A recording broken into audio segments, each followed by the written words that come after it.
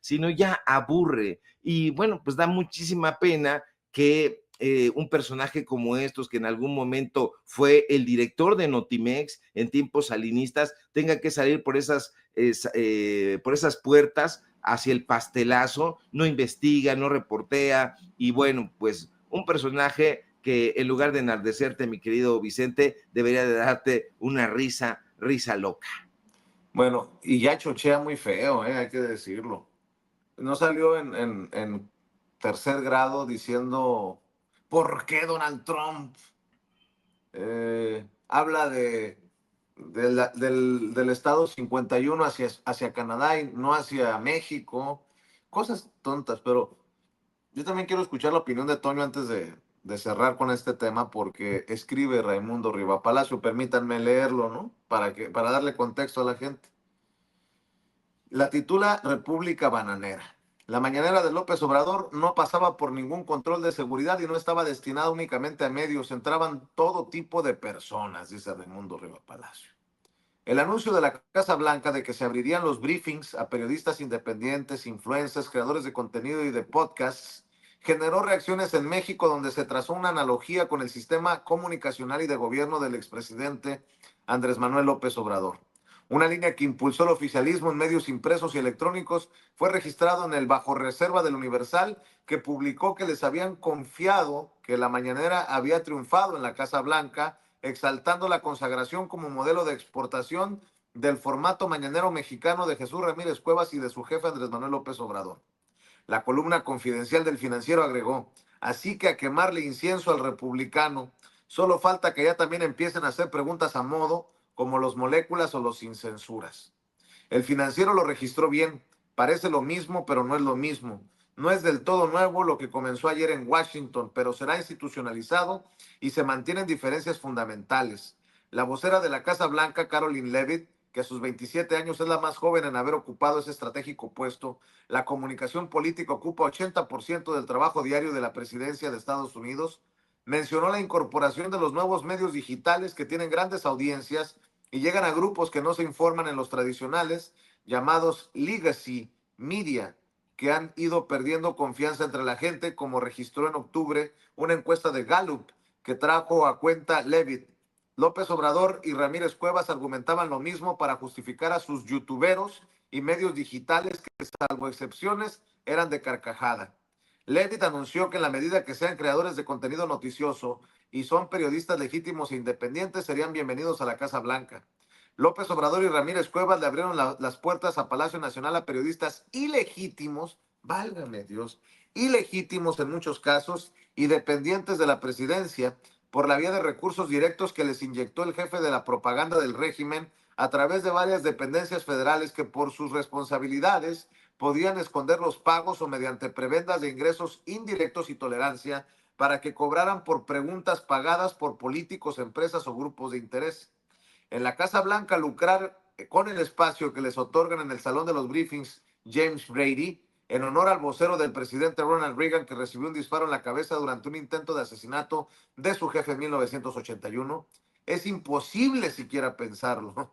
De igual manera, es inconcebible que los representantes de los nuevos medios, que serán recibidos de manera estructurada porque ya tenían acceso, tengan como principal función leer preguntas de la vocera de la Casa Blanca o sirvan como los payasos de circo, como los que tenían López Obrador y Ramírez Cuevas, que tiraban miel al presidente de manera obscena, eran salameros hasta la ridiculez y diariamente ejercían su derecho a la estupidez.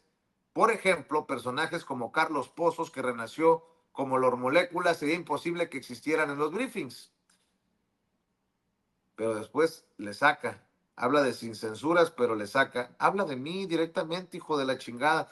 Leavitt mencionó el requisito de quienes quieran el medallón de plástico con su fotografía, que les da acceso a la Casa Blanca. Tienen que presentar sus cartas credenciales y pasar por la revisión previa de seguridad que hace el servicio secreto. La vocera no mencionó un primer filtro de seguridad que exige, cuando menos hasta hoy, la acreditación del Congreso antes de iniciar el trámite en la Casa Blanca. La mañanera de López Obrador no pasaba por ningún control de seguridad, sino era discrecional y no estaba destinada únicamente a medios como en Washington, sino entraban todo tipo de personas, incluidos músicos, comediantes y payasos auténticos para el Daily Morning Show del presidente. En la actualidad, los requisitos para asistir a las mañaneras de la presidenta Claudia Sheinbaum son más relajados y aunque mantiene un formato similar, ha dejado fuera todo lo que se asemeje a la carpa del sexenio anterior. Las mañaneras de López Obrador tenían un acomodo de youtuberos y periodistas particular. Durante la mayor parte del sexenio se entregó a los periodistas inventados por Ramírez Cuevas las dos primeras filas del teatro habilitado en el Salón de la Tesorería, donde otrora fueran las comidas y cenas de Estado, que eran quienes López Obrador les daba mayoritariamente la palabra. Lo que hacían eran preguntas a modo para que el presidente iniciara sus recorridos al espacio sideral y regresara muchos minutos después, una vez se extendió 43 minutos, a la Tierra sin responder lo que le preguntaron, pero aprovechando para fustigar a opositores, amigos, colaboradores, medios y periodistas. En la Casa Blanca hay un arreglo diferente. Antes de Reagan, salvo los dos asientos en el pasillo central y en la primera fila, asignados permanentemente a las dos principales agencias de noticias, una hacía la pregunta inicial y la otra cerraba el briefing. Conforme uno llegaba, se sentaba. Desde ese gobierno se asignaron asientos en las tres primeras filas a los medios más importantes de Estados Unidos. En la actualidad, la asignación de lugares se da mediante una negociación de la Asociación de Corresponsales de la Casa Blanca con los funcionarios de la oficina de la vocera.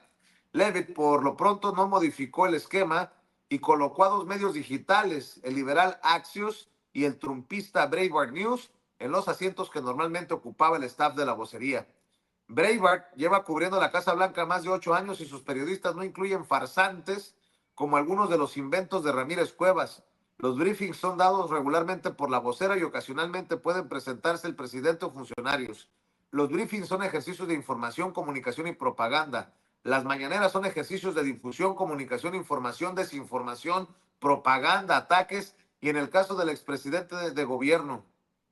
Sheinbaum trabaja todo el día, López Obrador dormía sus siestas, jugaba béisbol y a veces hasta cumplía con algo de sus responsabilidades. Las mañaneras no se exportaron a la Casa Blanca, como dicen sus autores intelectuales y promotores. Fueron un producto tropical de la República Bananera del Obradorismo que sigue presente. Bueno, voy a hacerle caso al maestro Ricardo Sevilla, me voy a calmar un poco. Escucho tus comentarios, Toño, antes de hacer otro editorial por un mensaje que recibí ayer de un activista, de un organizador comunitario que me echó el caballo encima y que no se va a quedar sin respuesta aquí en Sin Censura. Querido Vicente, querido Ricardo, querido público consentido, yo he sido muy criticado aquí en Sin Censura y en muchas partes por el orgullo que siempre he expresado de haber estudiado en la Escuela de Periodismo Carlos Septién García. Siempre en el programa destaco que además de la gran instrucción que recibí por muchos de mis profesores y profesoras, el hecho de que exista la clase de ética periodística es muy destacable en esa institución. Hoy incluso me siento muy orgulloso de enterarme hace un par de semanas que José Alfredo Páramo, educando y director legendario de esa institución educativa y mi maestro y mentor, es miembro de esta gran audiencia de Sin Censura, una gran audiencia que tiene en todo el mundo.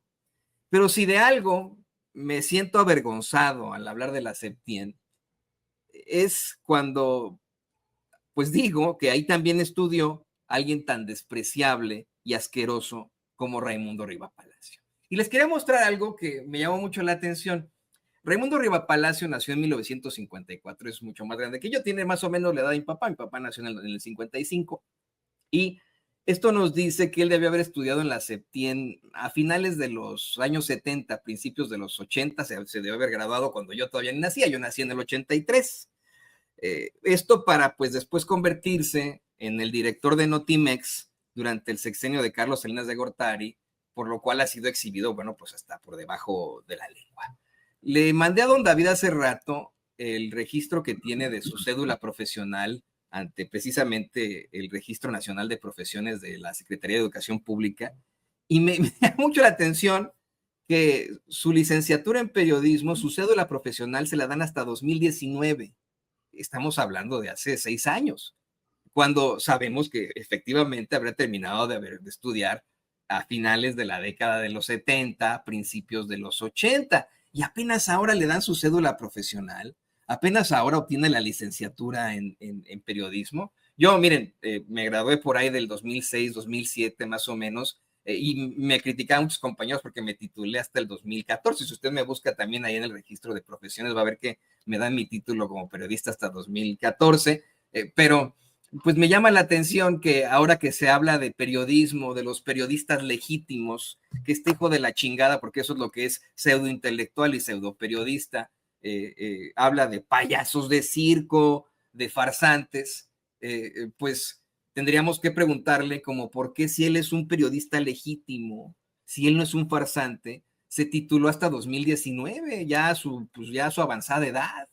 No se supondría que se debe haber titulado tan pronto se graduó de la carrera. Punto número 1. Punto número 2, utiliza pues un mote con el que es conocido por la gente, por el pueblo de México. A él la gente lo conoce como Raimundo Riva Payaso, por la cantidad impresionante de fakes que ha propagado y por los que en algunas ocasiones ha tenido que retractar, pero sobre todo por su cercanía a las esferas del poder, por lo muy pseudointelectual que resultan sus análisis, porque además de todo es amigo de la principal enemiga del periodismo, que es la especulación. Sus columnas están basadas absolutamente en la especulación. Yo de verdad espero que en la septiembre, bueno, pues puedan volverle a explicar en la clase de columna. Tuvimos muchas clases de columna, por cierto, se llevó columna como unos 3 semestres, que sí. Aunque sea una columna, aunque uno exprese una opinión, un editorial en una columna, se tiene que sustentar esa opinión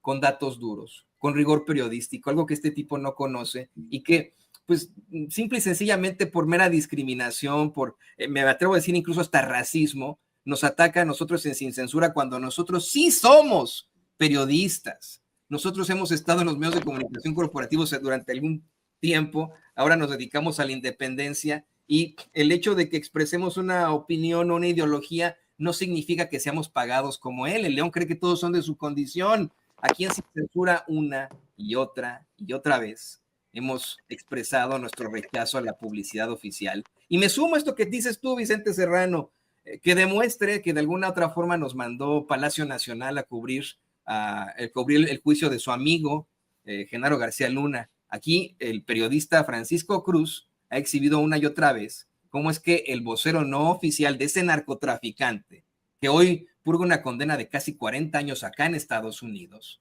ese narcotraficante, Genaro García Luna, era nada más y nada menos que Raimundo Riva Palacio. ¿Qué vínculos tiene con el crimen este sujeto? ¿Deberá ser investigado también por las autoridades aquí en Estados Unidos? No deberíamos nosotros tal vez buscar algún tipo de causal y revisarlo con las autoridades acá, querido Vicente, Ricardo, público consentidor. No, déjalo, mi querido Toño.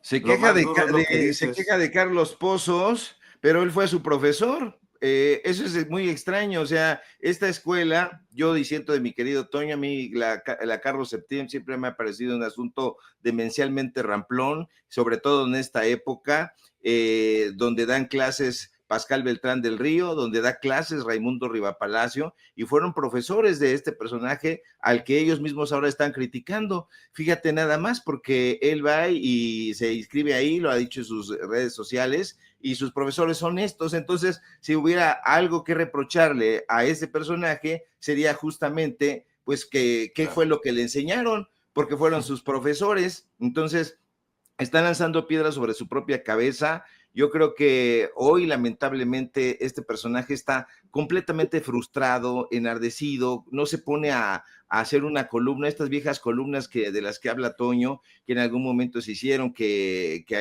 llevó a cabo Carlos Ramírez en una época, que llevó a cabo Miguel Ángel Granados Chapa, estas que iban acompañadas de datos duros, de opinión, de todo eso, que era, digamos, el centro nodal ya de un periodista con muchísima trayectoria que había pasado por todos los géneros periodísticos, la crónica, la nota, el artículo de fondo, etcétera, etcétera, para llegar a ese momento importante. Era como el máximo galardón. Y bueno, pues ahora este personaje solito en su propio medio de comunicación se da su columna, pues eso no tiene ningún tipo de chiste, no tiene ningún tipo de gracia, y el periodismo no tiene por qué ser gracioso. Yo no encuentro los payasos ahí, el único payaso que encuentro es él, y ni